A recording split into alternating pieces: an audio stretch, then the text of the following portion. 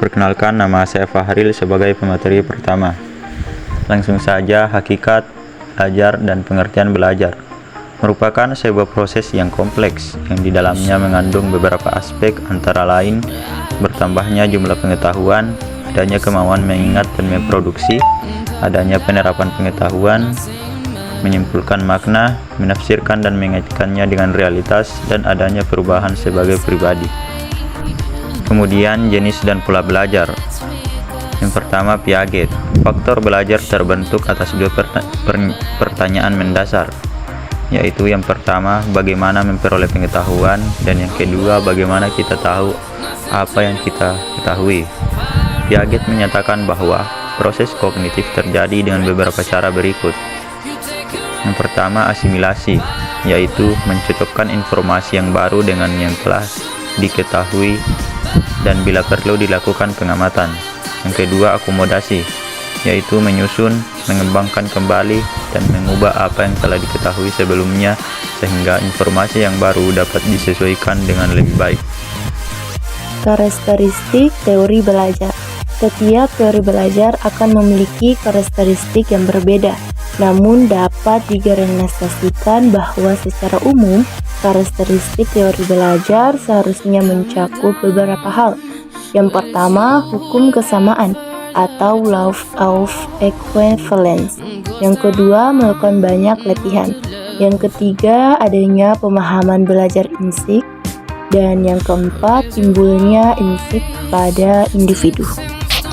Baik, di sini saya akan memaparkan materi mengenai tahapan belajar dalam perkembangan anak usia sekolah dasar. Yang pertama yaitu sensori motorik dari tahun 0 sampai 2 tahun. Pada masa ini, anak mengenal lingkungan yaitu dengan penglihatan, penciuman, pendengaran, perabaan, dan gerakan. Nah, yang selanjutnya yaitu praoperasional dari 2 tahun sampai 7 tahun.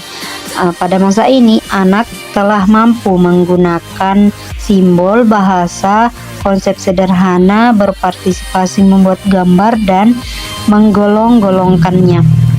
Selanjutnya yaitu operasional konkret dari 7 tahun sampai 11 tahun. Pada masa ini anak mengembangkan pikiran logis, pengenalan logis, pemecahan masalah secara trial error, pemulaan berpikir rasional, dan memiliki operasional logis untuk memecahkan masalah konkret.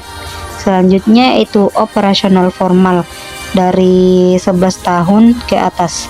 Pada masa ini anak lebih berpikir abstrak, operasional konkret ke operasional kompleks. Baik, di sini saya akan menjelaskan tentang teori-teori belajar. Belajar memiliki beberapa teori belajar yang dicetuskan oleh berbagai ahli. Di antaranya teori belajar behavioristik, kognitivistik, humanistik, konstruktivistik, dan konstruktivistik sosial. Kemudian model pengembangan kompetensi pedagogik berbasis pengetahuan pedagogik dengan konsep teori belajar. Pengembangan kompetensi pedagogik guru dapat dikembangkan dengan terlebih dahulu guru memiliki bekal pengetahuan, angkan, dan pemahaman terhadap teori belajar. Analisis konstruk yang berkaitan dengan teori belajar yang mendasari adalah terkait dengan teori behavioristik, kognitivistik, humanistik, konstruktivistik, dan konstruktivistik sosial. Baik, materi selanjutnya pengembangan kompetensi pedagogik berbasis kemampuan reflektif. Konsep kemampuan reflektif. Kemampuan adalah kesanggupan yang berhubungan dengan kemampuan intelektual dan terwujud sebagai aktivitas mental berpikir, menalar, memecahkan masalah, hingga kemampuan reflektif.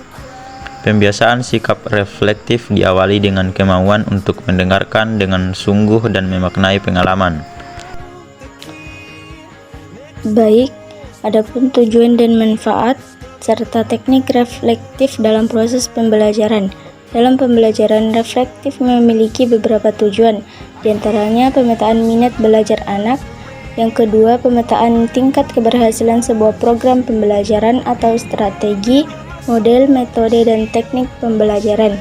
Yang ketiga, identifikasi kekuatan dan kelemahan manajemen pembelajaran atau kelas dan keterampilan mengajar. Dan yang terakhir, mengidentifikasikan kebutuhan dan kesesuaian pola pembelajaran dengan target dan kebutuhan anak didik.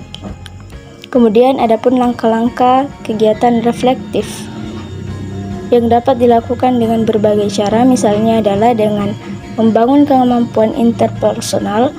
Yang kedua, memetakan diri dengan Johari Window dan paradigma pedagogik reflektif atau PRR. Model pengembangan kompetensi pedagogik berbasis kemampuan reflektif. Model pengembangan kompetensi pedagogik berbasis kemampuan reflektif memberikan fondasi bahwa guru hendaknya memiliki kemampuan menerapkan kaidah dan memiliki sikap berikut. Kemampuan proses mental berpikir, yakni orang dewasa atau setiap individu hendaknya menggunakan proses mental yang kompleks yang melibatkan proses berpikir kritis dan kreatif dalam meninjau sesuatu yang telah terjadi atau telah dilakukan. Kesimpulan, setiap manusia mengalami pertumbuhan dan perkembangan dalam hidupnya. Peristiwa itu merupakan bagian dari sebuah dampak yang terjadi dari sebuah aktivitas belajar. Keterampilan manajemen kelas merupakan kemampuan guru dalam memahami, mendiagnosis, dan memfasilitasi terciptanya suasana belajar yang aman, nyaman, menyenangkan, dan alami agar anak dapat belajar dan mengembangkan potensinya secara optimal.